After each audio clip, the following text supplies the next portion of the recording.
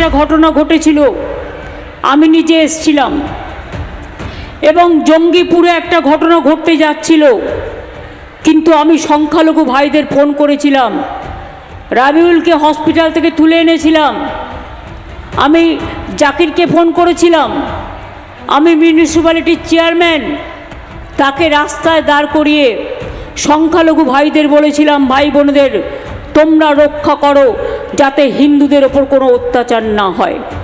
নিয়ম তো এটাই। মন্ত্রীর মুখে আমরা শুনেছি যে যদি কেউ হিংসা করতে আসে তার মাথা ভেঙে দেব।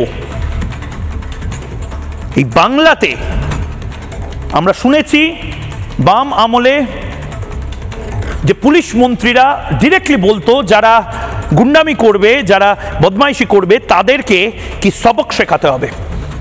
আর এই বাংলার থেকে অনেক দূর উত্তরপ্রদেশে আমরা দেখেছি দাপাদাপি হিংসাত্মক ঘটনা ঘটালে কি করে এনকাউন্টার করতে হয়। মমতা বন্দ্যোপাধ্যায় আপনি এনকাউন্টার ছেড়েই দিন, আপনি মিনিমাম এটা বলতে পারছেন না যে যারা বদমাইশি করবে, যারা হিংসা লাগাবে, যারা ঘর জ্বালাবে, যারা চন্দন দাস বা হরগোবিন্দ দাসকে এরমভাবে মেরে দেবে, ওয়াকফের সাথে কোনো সম্পর্ক নেই, তারপরেও তারা ভুল কাজ করেছে।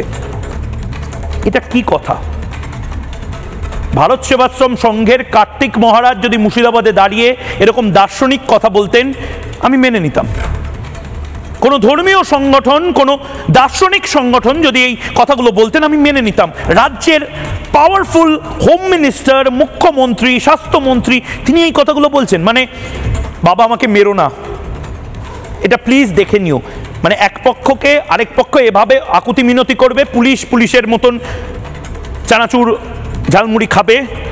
মমতা বন্দ্যোপাধ্যায় বলবেন সংখ্যালঘুদের দেখতে হবে যাতে হিন্দুরা মার না খায়, আর বাকিটা বিএসএফ যদি আসে, তাই তো?